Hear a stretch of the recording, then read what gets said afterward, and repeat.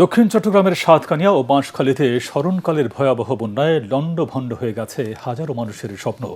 পাহাড়ি ঢল আর পানির তোড়ে প্রায় ৫ শতাধিক মানুষের মাটির ঘর ভেসে গেছে। অনেক এলাকা এখনও রয়েছে পানির নিচে। আশ্রয়কেন্দ্রগুলো তলিয়ে যাওয়ায় ধর্মীয় প্রতিষ্ঠানে আশ্রয় নিয়েছেন দুর্গতরা।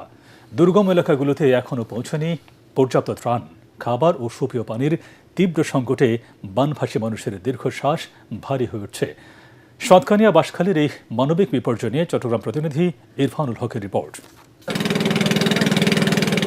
চারদিকের অথই জলরাশি। স্মরণকালের ভয়াবহ বন্যায় দক্ষিণ চট্টগ্রামের সাতকানিয়া ও বাঁশখালীর মানুষের বুকফাটা আর্তনাদ আর সর্বস্ব হারানোর বেদনা মিশে আছে। পানির মাঝে লুকিয়ে আছে এক একটি পরিবারের স্বপ্নভঙ্গের করুণ কাহিনী। নলুয়া এলাকার রত্না গোস্বামী বন্যার তীব্র স্রোতে ভেসে গেছে তার একমাত্র সম্বল মাটির ঘর। নিজের ভাঙ্গা ঘরের নিচে বসে এখন শুধু ভাগ্যকে দুষছেন এই অসহায় নারী। 27টা দিন ধরে অনেক বন্ধুর পানিতে অনেক কষ্ট করতেছি। ছেলে মেয়েদেরকে নিয়ে কোথায় যাবো তাও জানি না। আমাদের ঘর বাড়ি অনেক ভেঙে গেছে। একই এলাকার সমাধরের গল্পটাও আলাদা কিছু নয়। পানির তোড়ে ধসে গেছে তার সাজানো সংসার। শুধু রত্না কিংবা সোমা নন, পাহাড়ি ঢল আর বন্যার এই তাণ্ডবে লণ্ডভণ্ড দক্ষিণ চট্টগ্রামের প্রায় 5 শতাধিক মাটির ঘর। আমাদের ঘর বাড়ি সব ভেঙে যাচ্ছে, অনেকজন অনাহারে আছে। তবে শুধু ঘর হারানোই নয়, এখানে নেমে এসেছে চরম এক মানবিক বিপর্যয়। তলিয়ে গেছে কবরস্থান থেকে শুরু করে শ্মশান ঘাট।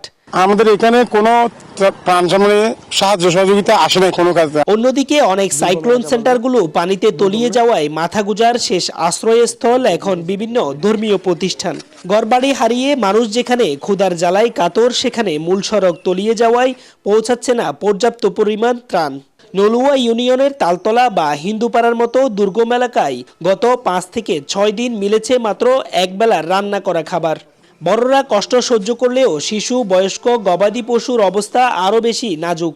ছেলে মেয়ে নিয়ে কোথায় যাবো, কোথায় করবো? পানি বন্ধ হয়ে আছে আর বিদ্যুৎ তো নেই, আর এখানে ত্রাণ সামগ্রীও আসে না একেবারে। গত দুদিনে বৃষ্টি কিছুটা কমলেও কমেনি ভোগান্তি। সাগরের লোনা জোয়ারের পানি নতুন করে শঙ্কা বাড়াচ্ছে উপকূলের এই বানবাসী মানুষের মনে। লোনা পানি আর ক্ষুধার জ্বালায় বিপন্ন মানুষের কান্নায় দিন দিন ভারী হয়ে উঠছে এখানকার বাতাস। 6 থেকে 7 দিন সম্পূর্ণ বিদ্যুৎ বিচ্ছিন্ন থাকার পাশাপাশি পানিবন্দী এই অঞ্চলের হাজারো মানুষ। তাই তো অনেকটা বাধ্য হয়ে ধর্মীয় প্রতিষ্ঠানকে সাইক্লোন সেন্টার হিসেবে ব্যবহার করছেন এখানকার স্থানীয় বাসিন্দারা। তারা বলছেন, দ্রুত ত্রাণ, চিকিৎসা সেবা এবং পুনর্বাসনের ব্যবস্থা না করলে মহামানবিক বিপর্যয়ের পাশাপাশি অসংখ্য মানুষের প্রাণহানি হওয়ার শঙ্কা রয়েছে। ইরফানুল হক, এটিএন বাংলা, চট্টগ্রাম।